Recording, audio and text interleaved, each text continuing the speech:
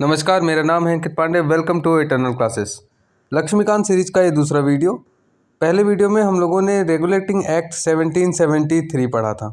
जिन लोगों ने वो वीडियो नहीं देखा है तो डिस्क्रिप्शन बॉक्स में आपके लिए लिंक डाल दिया जाएगा, आप वहाँ से जाके देख सकते हैं। अगर आपको पता है कि रेगुलेटिंग एक्ट 1773 क्या है ना, क्या प्रोविजंस है उसके, क्या मेरिट्स हैं उसकी और क्या डिमेरिट्स हैं, तो आप आगे बढ़ सकते हैं इस वीडियो के साथ। तो याद रखिएगा कि 1773 के जो भी डिमेरिट्स थे, जो उसकी कमियां थी, उन कमियों को पूरा करने के लिए एक नया एक्ट लाया गया। आज हम उसी एक्ट को इस वीडियो में पढ़ने वाले हैं, तो चलिए देखते हैं।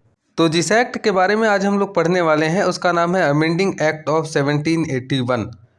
रेगुलेटिंग एक्ट 1773 की कमियों को पूरा करने के लिए 5 जुलाई ईयर 1781 में ब्रिटिश गवर्नमेंट एक एक्ट पास करती है जिसका नाम होता है अमेंडिंग एक्ट ऑफ 1781, या जिसे एक्ट ऑफ सेटलमेंट भी कहते हैं, या किसी किसी बुक में इसका नाम आपको डिक्लेरेटरी एक्ट ऑफ 1781 भी देखने को मिल जाएगा।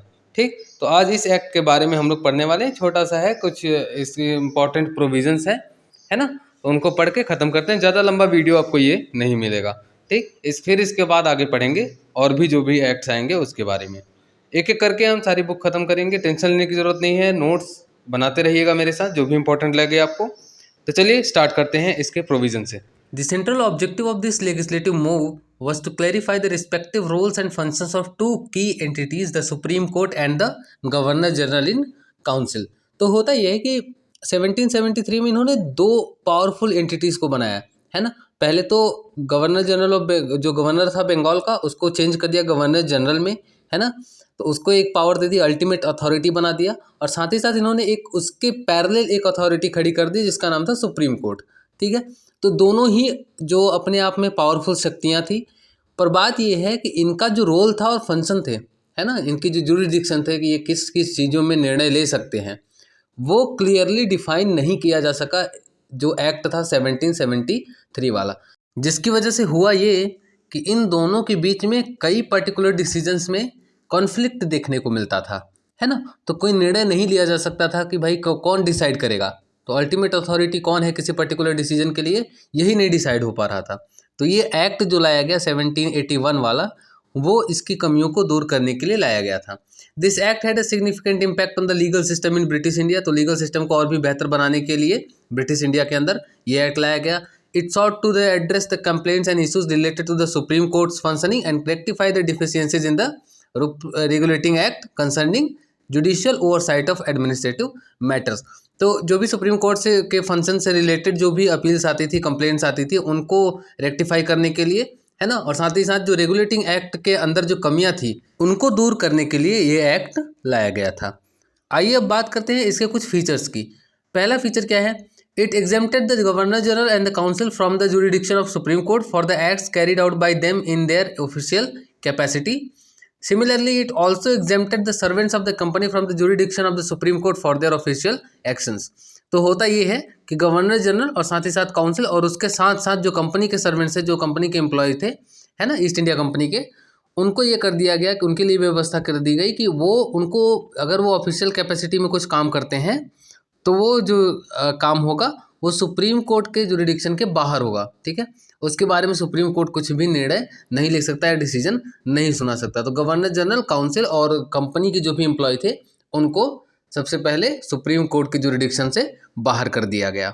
ठीक है, इसके अगले फीचर की बात करें तो it excluded the revenue matters and the matters arising in the collection of revenue from the jurisdiction of the supreme court. कहने का मतलब ये कि रिवेन्यू मैटर्स या कलेक्शन ऑफ रिवेन्यू से रिलेटेड जितने भी मैटर्स होंगे उनको सुप्रीम कोर्ट के जुरिडिक्शन से बाहर कर दिया गया। अगला है कि it laid down that the appeals from the provincial courts could be taken to the governor general in council and not to the supreme court. तो प्रोविंशियल कोर्ट्स जो होंगे, है ना, प्रोविंशियल कोर्ट्स की जो भी अपील होगी वो सुप्रीम कोर्ट नहीं जाएगी, वो जाएगी सुनने के लिए गवर्नर जनरल के काउंसिल में। ठीक है, समझ आया?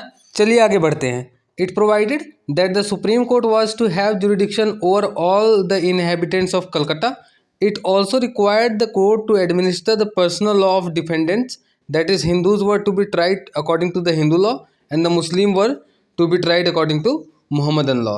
तो ये कहा गया कि जो भी कलकत्ता में रहने वाले इनहेबिटेंट्स हैं, जितने भी लोग हैं, वो सारे के सारे लोग सुप्रीम कोर्ट जो इस्टेब्लिश किया गया था उसके जुरिडिक्शन में आते हैं।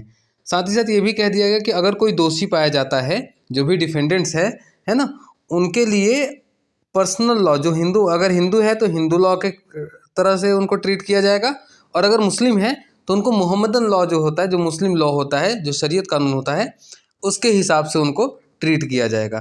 ये इसका चौथा प्रोविज़न है। ठीक है, तो हिंदुओं को हिंदू की तरह ट्रीट किया जाएगा जो लॉ बने गए हैं, और जो मुस्लिम है उनको मुस्लिम लॉ होता है उसके थ्रू ट्रीट किया जाएगा, और सभी जो इनहेबिटेंट्स होंगे कलकत्ता के, वो सुप्रीम कोर्ट के जुरिडिक्शन के अंदर आएंगे।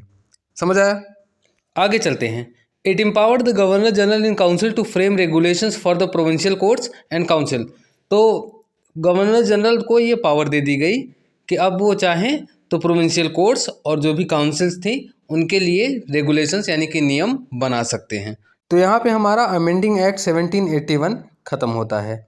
अगर आपको वीडियो पसंद आए तो वीडियो को और भी लोगों के साथ शेयर करिए। लक्ष्मीकांत पूरी सीरीज़ हम यहाँ पे कवर करने वाले हैं, पूरा बुक ख़त्म करने वाले हैं, तो आप बस मेरे साथ रुके रहिए, नोट्स बनाते रहिए, है ना, अपने काम की जो भी इम्पोर्टेंट लगे आपको, और जितनी भी इम्पोर्टेंट चीज़ें हैं, मेरा प्रॉमिस है आपसे कुछ भी नहीं छूटेगा। मिलते हैं नेक्स्ट वीडियो में। Thank you so much.